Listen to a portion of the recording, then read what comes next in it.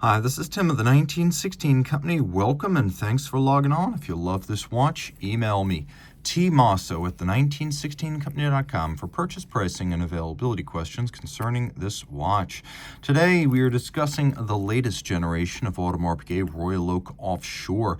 This example with diamond set bezel is white gold, 43 millimeters in diameter, and as you can see in profile, 14.4 millimeters thick from lug tip to lug tip, 53.4 millimeters. If we add these intermediate links, the plots on each side, total distance across the wrist is 56.2. It's a meaty machine. Of course, the 43 millimeter Royal Oak Offshore size, still a relatively new addition of the line, having only debuted back in 2021. Previously, they were usually 44, 42, though there were some smaller and larger examples. The 43 wears nicely, and to be perfectly honest, yeah, I could wear this. Is it large? Yeah, it's large. Is it too big? No, not as I see it. Take a look down the barrel. The lugs are still inboard of the edge of my wrist. Even over the top, which exaggerates the width of the watch, it does look large there, but the more of my arm you see, the better you realize proportionally it actually fits decent. So I would say if your wrist is my size or larger, 16 centimeters circumference, game on. The watch is solid, and as you can see, it's also bright white.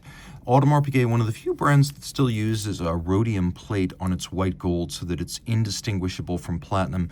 And it does add drama, there's no doubting that, especially in juxtaposition to the blackened elements of this black and white watch, as we have a strap made of large rectangular scale alligator leather, a little bit of a change of pace from the hornback cut used for a long time on Royal Oak Offshores.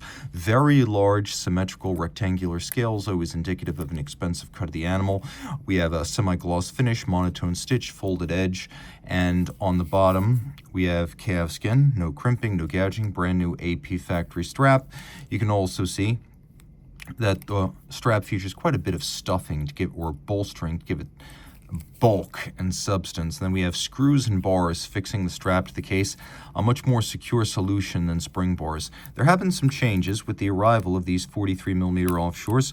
We gained a quick release system where you push these two little triggers and release the strap, and you may be wondering, and you would be justified to ask, whether there is a similar quick release system associated with the buckle itself, and indeed there is.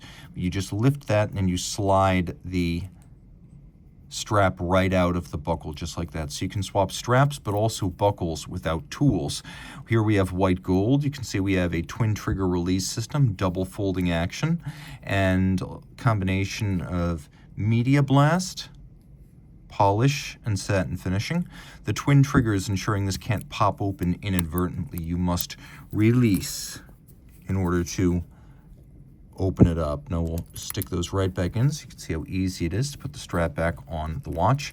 Of course, the Royal Oak, a combination of polish and satin, the two different finishes providing a handsome and dramatic contrast. You can see that the character lines of the bezel continue through the mid case and the case back. And Gerald Genta, who created the very first Royal Oak in 1972, modeled the rounded octagonal bezel after a vintage diving helmet. The Royal Oak Offshore, created by Emmanuel Guet 20 years later, took a lot of the elements of the Royal Oak and brought them up to the standards of what would be considered a sports watch in the 1990s, with greater size, presence, legibility, and water resistance. And to that end, yes, we do have a screw-down crown here. We do have 100-meter water resistance. And we have a combination of a ceramic shoulder for the crown and then also chronograph triggers in ceramic with differential finish, both satin and polish. Crown guard structures are fixed by hex screws, and so they can be removed and replaced as modular components if they are damaged.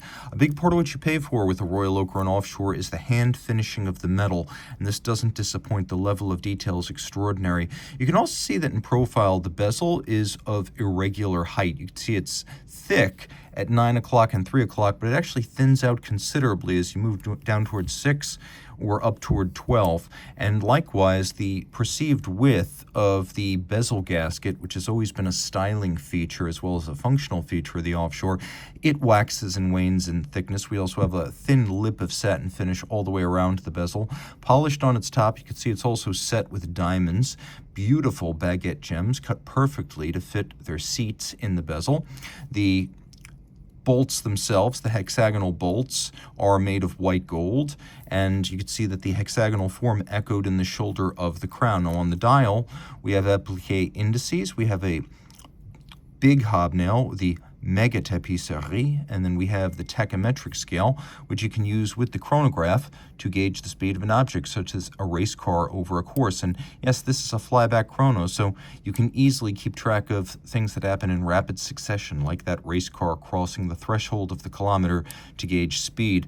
Now we've got sub-registers in a silver with an azurage or concentric pattern. Each one features a polished chaptering. We have cantilevered individual indices for the hours. We'll take a look at the lume of this watch, which is generous, no problems there. We do have hacking seconds as well as a quick set date, and the watch includes a vertical clutch mechanism so that you can start the chronograph without any jump, stagger, or extraneous motion. Also, if you like to leave your chrono running full time and have a running seconds hand at center, you can do that thanks to the vertical clutch, which causes no additional wear, tear, or stress on the system when it's engaged. We also have a crisp column wheel function selector, which is distinct from the clutch. The clutch, again, think of it as the clutch in a car. It's connecting your transmission to the engine, whereas a nice crisp gated shifter, that's what the column wheel is. It is the selection mechanism for the clutch. So it feels good, it sounds good, it lives up to the legend there. You can see the column wheel right there. And oddly enough, you can see the vertical clutch right there. It's one of the few chronograph movements I've ever seen that allows you to see a vertical clutch. Now at center we have ceramic bearings for greater efficiency. We've got a 70 to 72 hour power reserve, 4 Hertz beat rate, 40 pivot joules, 32 millimeter movement diameter, a free sprung balance and a full balance bridge for shock resistance, and the Gyromax style free sprung balance with eccentric masses on the rim for very precise setting. Previous versions of the Royal Oak Offshore used caliber 3126 with a 3 Hertz beat rate, but now we have a full 4 Hertz beat rate at 28,800 vibrations per hour. It's a handsome movement with a lot to recommend it, but it is a combination of hand finishing and mechanical finishing, as is usually the case at Audemars Piguet these days. We have several finishes on the rotor, including polish, satin, and media blast. You can also see that there's beveling on its edge. An impressive watch on every count. You do need a largish wrist for it, so 16 centimeters circumference and up, but what a machine. Reach out to Team Mosso at the 1916company.com for purchase and pricing details.